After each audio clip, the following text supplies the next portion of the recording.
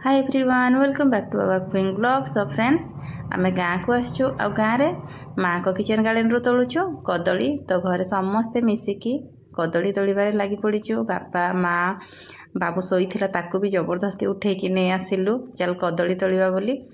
तो तार मन नथिला से भी पळे आसिला।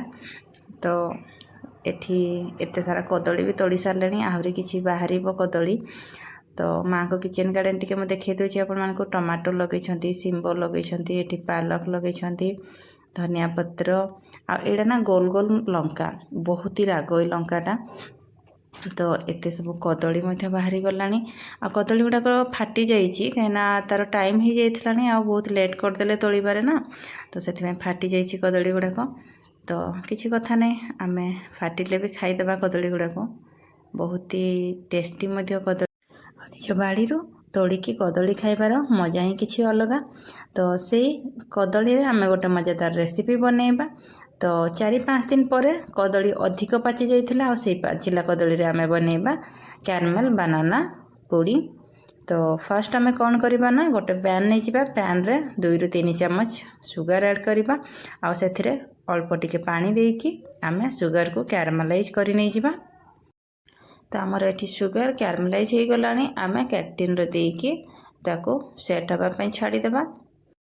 तापर आम ये गोटे पैन नहीं जावा पैन रे आम 400-500 ग्राम खंडे आम क्षीर ऐड करवा आ क्षीर को आम 10-15 मिनट जाए फुटेबा आ क्षीर बहलिया हो आसिले तार गोटे क्रीमी टेक्सचर आसीजा आ से माने पुडिंग बहुत ही टेस्टी हो। तो आम या भितर कौन करवा ना गोटे चम्मच सुगर ऐड करवा। मीठा ठीक लगे अधिक मीठा बनैबेनी या कि कम मीठा हेले भी भल लगे। तो मीठा को ठीक बैलेंस करके रखिए। तो एबे आमर कौन है ना 10-15 मिनट खंडे हो गला क्षीर फुटबारे। तो एबे आम गैस को बंद करदे आ या ठंडा हाँपाई छाड़दे। तापर गोटे मिक्सी जार नहीं जावा से आम 2-3टा कदली ऐड करवा। मोर ये छोट छोट कदली अच्छी तो मुझे 3टी कदली ऐड करुँची। आपणकर जदि बड़ बड़ कदली थी ताहले 2टा कदली ऐड करेंगे। तापर ये 2 बड़ चामच कस्टर्ड पाउडर ऐड करुँची। आपण पाखरे अच्छी जदि दिंतु ना भी किसी कथा ना टेस्ट भी भल आसो नदेले भी।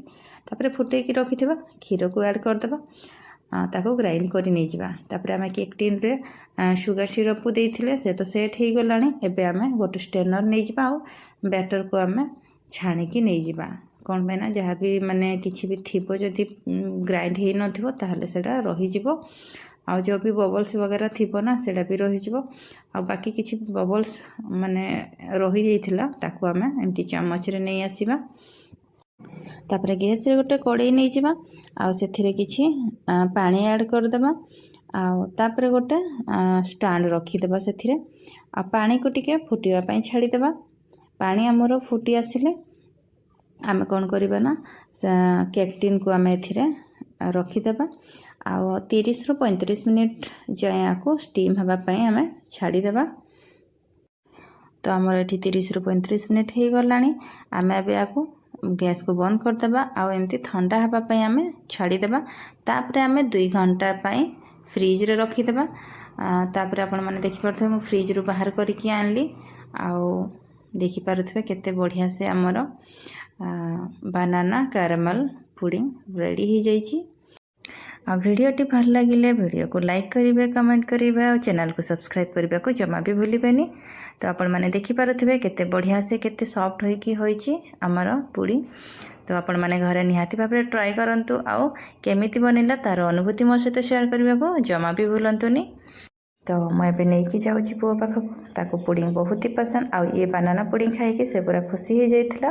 तो आशा करुँची आपण मानक रेसिपीटी बहुत ही पसंद आसते निश्चित भाव में घरे थोड़े ट्राए करंतु। तो आज व्लॉगटी को एडी एंड करवा पुणी देखा गोटे नुआ वीडियो तेज जाए रही bye bye and take care.